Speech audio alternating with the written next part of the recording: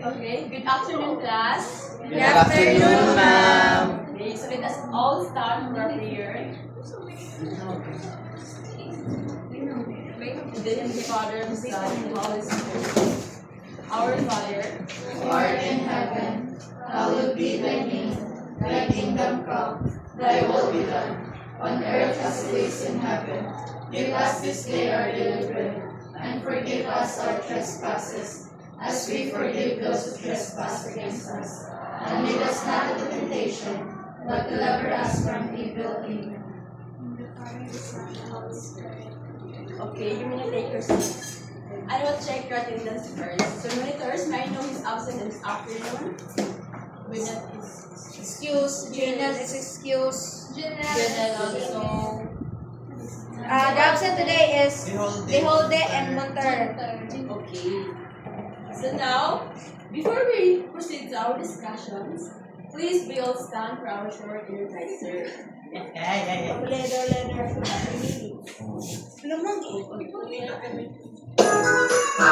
Family ko po pala. Si Mom, si Dad, Ate, Tita Ida, sa puso, mga pinsang buo at si Girl.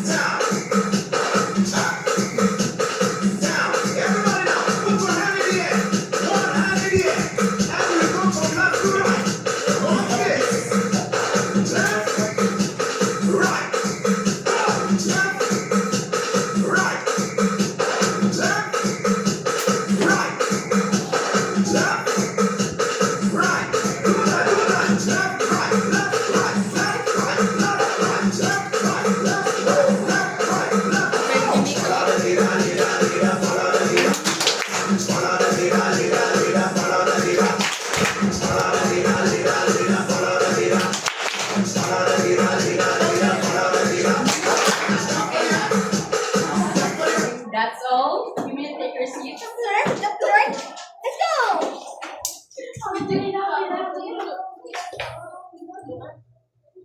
So before we start the discussion, what is our previous lesson? Okay, so others sa pamalain, i-discuss. The types of married couple. Okay, can you identify what are the types of marriage? Okay. Polycell couples, conflict with avoidant couples, hostile couples, and traditional couples, equal partnership.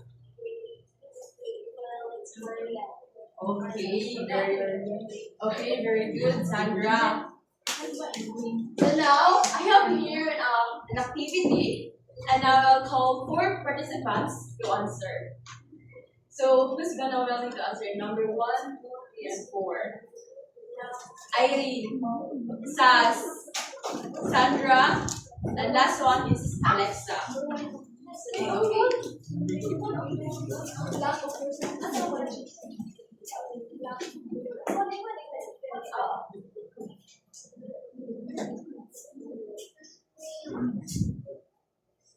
And after that, can you defend why? Why? Ganun ba naman yung answer? Defend lang. Defend lang. Your own understanding. May hangin ka ba?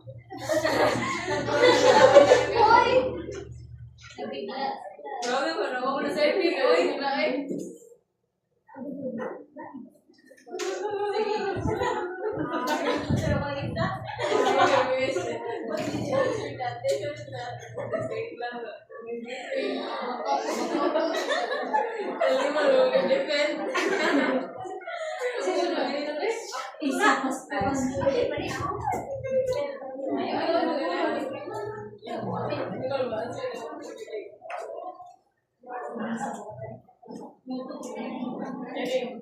Pag-iba sa future na na yan sa'yo.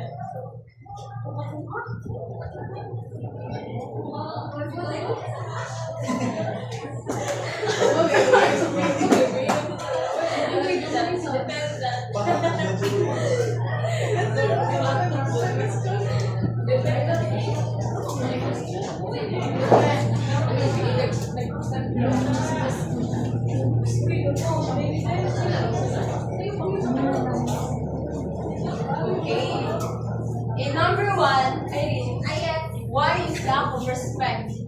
Why is it lack of respect? So, based on the picture, nagawad mo sila. So, sa iyan na picture, usually, dapat settle sila sa ilang problems in a cannot respectful way. Okay, so that's a misunderstanding na nag-lead nga lack of respect to each other. The next is harmonious. Why is it, Sandra?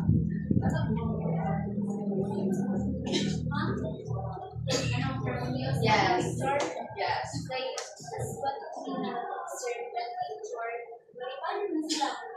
Okay, very good. So you can see that and in this picture, stable in a relationship and happy. Very good. Next is poor communication. Why is that? Anong someone the answer sa Sas? Okay, Sas. What's your defend? I think for me, di ba kaya nag-isip ng factors? So, poor communication is a great factor na makakontribute sa job kanang something sa relationship since as usual, di ba may naman tanga communication is the key. So, kung poor ang communication between two couples, so mag-lead sa job and really healthy ang relationship. Okay, very good. So if spouses has a poor communication, it can lead to unhealthy relationship. No. Right. The next is financial problem. Something like that. Okay, Alexa. So since if the couple has the financial problem, maka-affect po na siya sa ilang relationship. Why man? Kay literally na lamang no speaking, financial is very important. Kay how can you si paano? Unsa niyo pag-sustain kung dili mo financially literate, so that's why. Okay, very good. So if couples face a financial problem, how can they Sustain. Okay, sustain. You're very good, Alexa. So now, what do you observe in the picture class? Mga factors. The different factors in marital relationship. Okay, so we can see a different situations or factors that can affect marriage. One is challenging, or some is positive. The next, what problem or situation is shown? Isa yung mga problema na diha. Poor communication. Another. Problem. Okay, so there's an issue that need to be addressed properly. And what factor do you think affect the relationship? What's the mga factor? Poor communication, financial problem. Okay. So if absence na sa mga factors, what do you think happened in the relationship? Happy. Toxic. Okay. Conflicts and lead to frequent arguments. Okay. So how can these situations affect their marriage? Ano sa man to? Ma-affect silang marriage. How can this situation affect their marriage? Ang ganiha is what do you think better? How?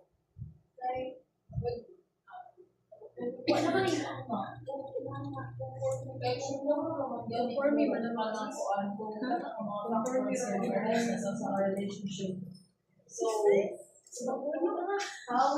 How can this situation affect their marriage?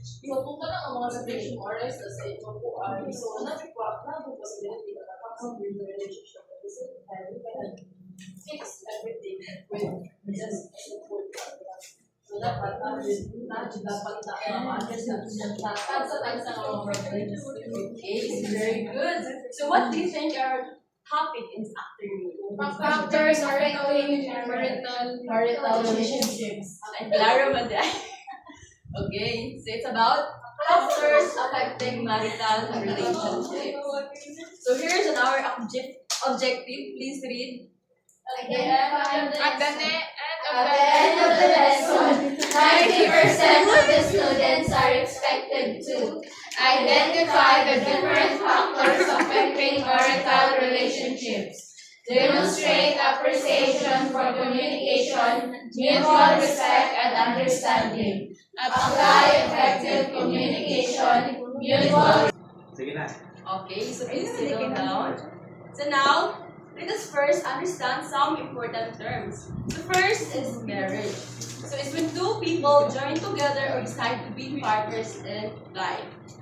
So it can be done through a legal contract, a religious ceremony, or both. So marriage class means commitment, trust, love, and shared responsibilities between the two people. These are the two people? Husband and the wife, or the spouses. Next is a marital relationship. So it refers to the interactions of dynamic between spouses, or marital relationship is how the couples treat each other. So this includes how they show love, give support, and how they solve problems together. The next is factors. So factors is a conditions or situation that influence something. So factors class are the things that can affect marriage. For example, money, communication, or values, and family rules. So, muna yung factors na maka-influence sa marriage. So again, let's identify first is what is a marital relationship. Please read, Trisha. A marital relationship is the bond between spouses encompassing emotional, social, and legal dynamics, defined by commitment, shared life, and responsibilities involving support, intimacy, and navigating challenges like conflict and life changes together, impacting individual and family growth. Okay, so when you say marital relationship class, we are talking about the relationship between the husband and the wife. So this includes love, trust, or how they give or show support each other. So the couple support each other by emotionally, socially, and legally. So they share their life together, make a decision together, and face problem together. So what is marital relationship? How their relationship goes. So next is the factors affecting marital relationships. So first we have here communication. So communication is refers to how couples express their thoughts and feelings. So if the couples or the spouses respect and communicate clearly, they avoid misunderstanding and conflicts. However, if the couples or spouses has poor communication, it can lead them to conflicts, disagreements, and then mga small issues can turn into big problems. So next is trust and honesty. So trust is the foundation of the marriage. So for example, when the trust is present, the couples feel secure, or the partners feel confident about the relationship. Then honesty helps to build the trust. For example, your husband, Trisha, tells you honestly on where he's going or kinsa diyang kauban. So, since your husband is open manimo, then truthful, believe ka, you are feeling secure nga tinuod ito yung panagin sa imong husband. However, if kanang trust is guba or broken, it can lead to doubt or weaken the relationship. So, once, di ba, once nga ma-broken and trust kay hisod na, ibalik. Okay. So, paano na, magkiniginay ko ta, para ita na pagbuga sa atong i-build nga relasyon sa atong partner. Paminaw sas. Okay, next is financial problem. So, money class is very important in marriage because ikaw ganing Alexa, how can we sustain the needs of the relationship, especially spouses kay nanay children. So, how can they the nerve nga pagbuo mo family if di pa mo capable or di pa mo stable sa finances. So, if the couple face a financial problem, like nagkana sila yung mga utang sa labad sa mag-create a tension between the husband and the wife. So, it's really important class nga the husband and the wife katigo mo budget sila expenses para ma-reduce ang ilang mga gusto or expense and conflict. So next is respect and understanding. So respect means valuing each other's opinion and differences. So, ang respect mo, naghatag din mo respect tayo. Ang imong wife may mga difference like mga clothes, mga attitude nga di kaya-aya. So, ang understand mo, kung mag-understand ka, mag-help na nimo para mag-respect to accept one another. However, class, if lack of respect may result in emotional pain and frequent arguments, sige singka-singka, sige nag-away, o puro na sakit ibanulig.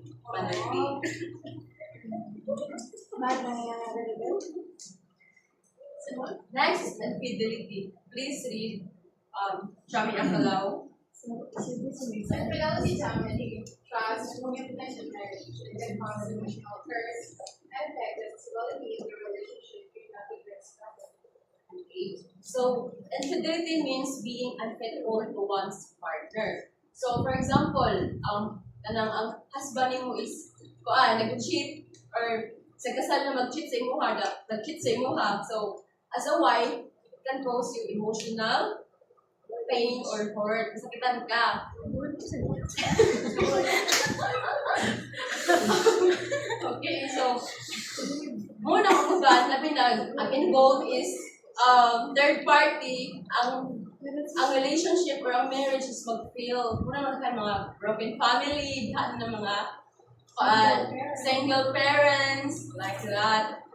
However, if they chose to stay together or magpakamartir ang bahay sa pakatuan para lang sa mga anak, nagkamjay nga situation para sa mga anak na namang magpakamartir. So, it needs time and effort para mag-heal ang Relasyon. ang kasing-kasing. Okay.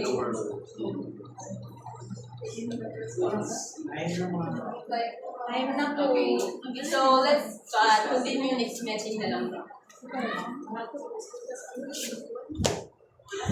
Okay, that's all for today's Bye, ma'am. afternoon. Bye, class. Bye, ma'am.